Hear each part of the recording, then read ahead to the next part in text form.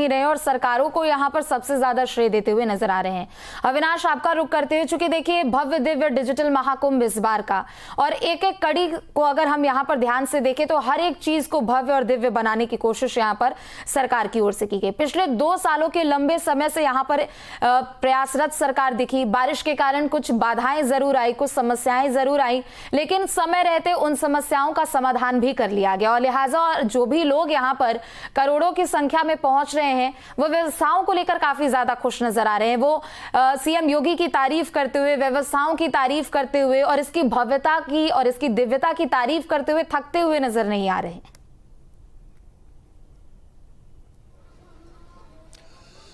देखिए, तमाम लोगों का रिएक्शन आप सुन रही हैं और जिस तरीके से लोग अप्रिशिएट कर रहे हैं सीएम योगी की, और सीएम योगी के काम की तारीफ की जा रही है कि उन्होंने जो प्रतिबद्धता संगम में स्नान करेंगे और अपने पुण्य के भागी बनेंगे।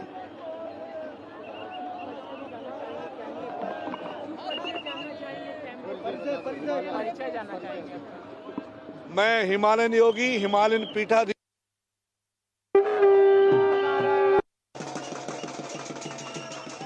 तो देखिए, शंख बजाते हुए अपने अपने अखाड़ों के महामंडलेश्वर साधु संत यहाँ पर कुंभ क्षेत्र में आगे बढ़ते हुए, चूंकि आज का दिन जो है वो काफी ज्यादा शुभ है, मकर संक्रांति का दिन है और स्नान दान पूजन का एक अलग महत्व है।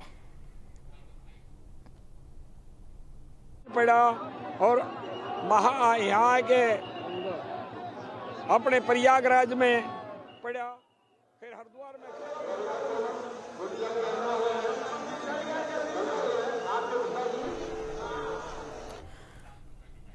तो महाकुंभ की भव्यता और दिव्यता आप तस्वीरों में भी देख सकते हैं। यहाँ पर सभी अखाड़ों के साधु संत, महामंडलेश्वर आचार्य अपने अपने यहाँ अखाड़ों से बाहर निकलते हुए महाकुंभ क्षेत्र में आगे बढ़ते हुए नजर आ रहे हैं और इसकी भव्यता और दिव्यता देखते ही बन रही है।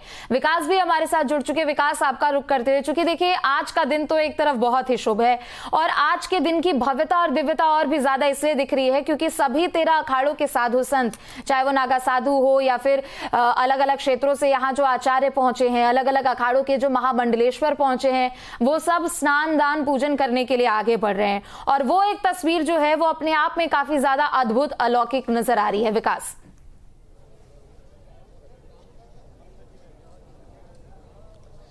इसमें कोई संदेह नहीं है कि ये तस्वीर जो है काफी अद्भुत और अलौकिक है, क्योंकि कुंभ की पहचान ही हमारे नागा साधु हैं, बैरागी साधु हैं, उदासी साधु हैं।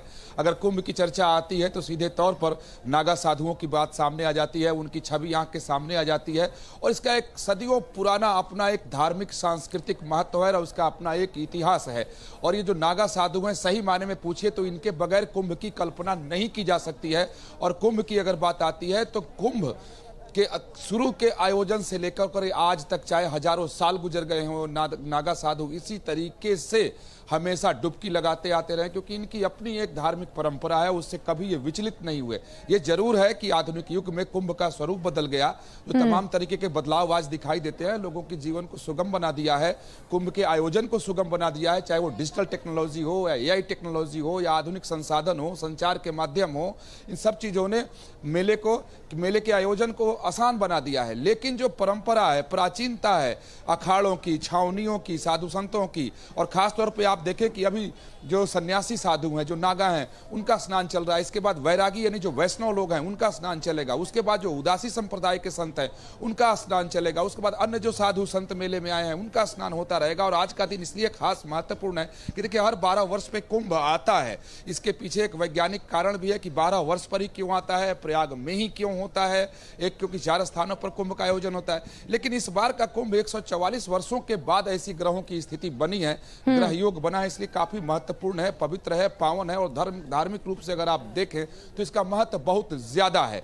और आज से ही सूर्य दक्षिणायन से उत्तरायण हो जाते हैं, यानी सूर्य का प्रवेश मकर राशि में हो जाता है। और यहां मैं बताना चाहूंगा कि कुंभ नाम इसका क्यों है, तो जैसे ही 12 वर्ष की अपनी साइकिल पूरी करके, यानी एक परिक्रमा पूरी करके बृहस्पति का प्रवेश कुंभ राशि में होता है तो कुंभ का आयोजन होता है। उसी तरीके से सिंहस्थ कुंभ जब सिंह राशि में प्रवेश हुआ तो सिंहस्थ कुंभ हुआ था।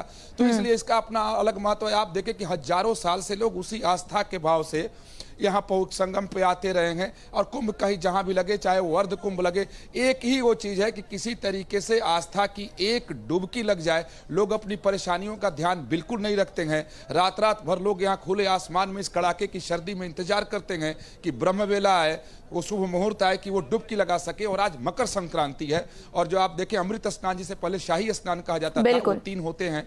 तो आज पहला शाही स्नान चल रहा है, अभी सुबह ब्रह्म मुहूर्त से वो शुरू हुआ है और शाम को 4:30 बजे तक वो चलता रहेगा। तो आज मकर संक्रांति के अवसर पर देश के कोने कोने से लोग यहाँ पहुंचे। बिल्कुल विकास, क्योंकि देखिए कुंभ की एक अपनी परंपरा रही है, और इस बार के कुंभ में जितने करोड़ों के लोगों की पहुंचने की संभावना है, उतनी कभी आबादी भी नहीं हुआ करती थी इस देश की। जब 1947 में ये देश आजाद हुआ था, तो उसके बाद जब पहला कुंभ हुआ तो उसमें करोड़ों की संख्या में श्रद्धालु पहुंचे, और नतीजन आज तक ऐसी भव्यता दिव्यता दिखती है। लेकिन दूसरी तरफ जब भी हम कुंभ में ऐसी तस्वीरें देखते हैं, तो यहाँ पर नागा साधुओं को लेकर एक बहुत ही अलग तरीके के सवाल मन में आते हैं। लोग ना उनको आते देखते हैं, ना जाते हुए देखते हैं, और अनेकों तरीके के सवाल होते हैं कि वो वस्त्र भी धारण नहीं करते। लेकिन वो वस्त्र नहीं धारण करना ये भी दर्शाता है कि वो मोह माया से परे हैं और ईश्वर की भक्ति में वो लीन हैं, और इसी वजह से करोड़ों की संख्या में साधु संत भी जुटते हैं, भगवान का यहाँ पूजन करते हुए नजर आते हैं, स्नान दान करते हुए भी वो भी नजर आते हैं।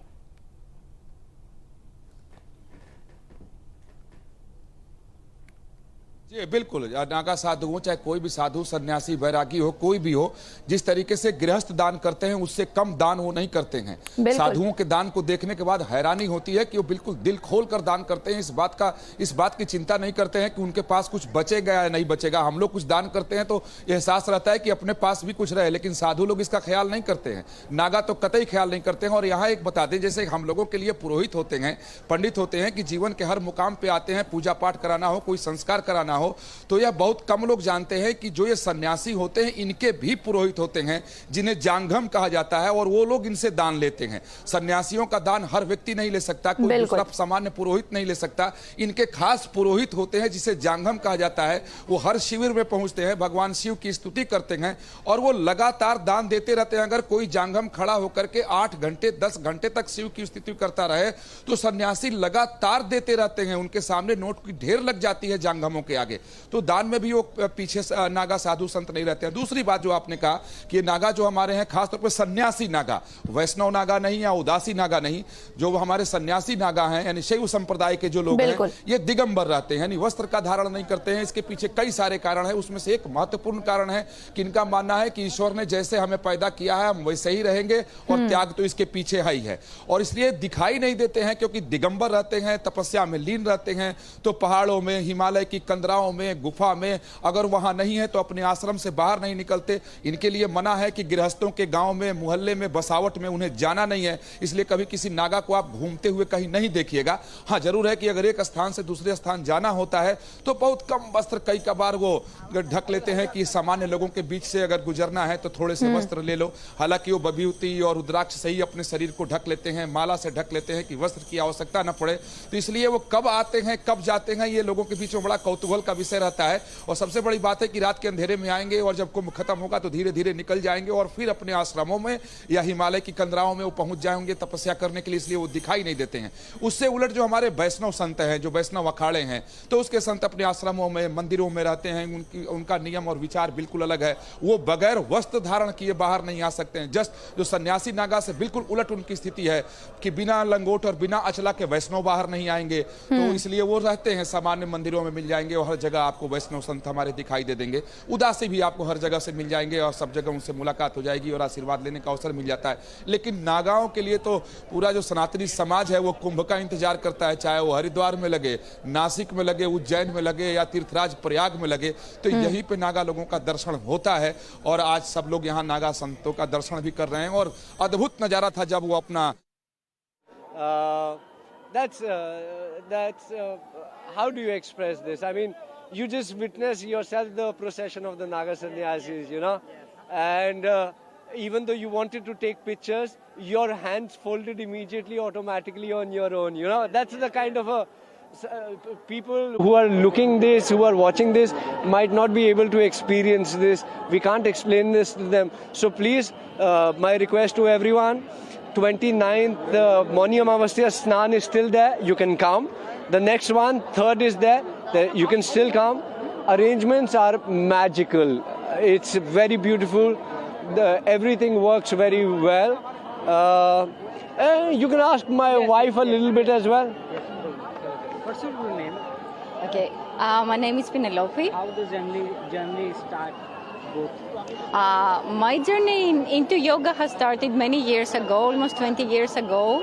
But you see, back then, social media weren't that much, so I wasn't able to hear about Mahakumbh. So this time is my first time. First time I have the opportunity, thanks to my husband. And probably some good karma I have created in the past. And I had this experience for the very first time.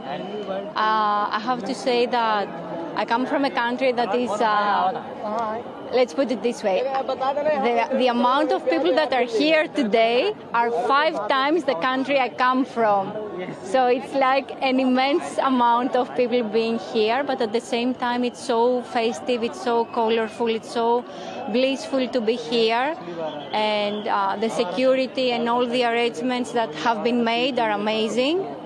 So it's a very special, very unique experience. Can you sing the Would you like to chant any of your mantras for them? both of you? No, she's very good at it. She has more musical voice. You have? Anything. Everyone has. Come. Everyone has. Anything. Yes. ठीक है.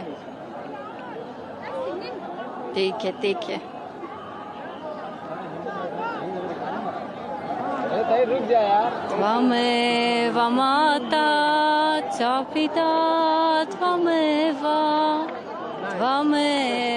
बन्धुश्च सखा त्वमेव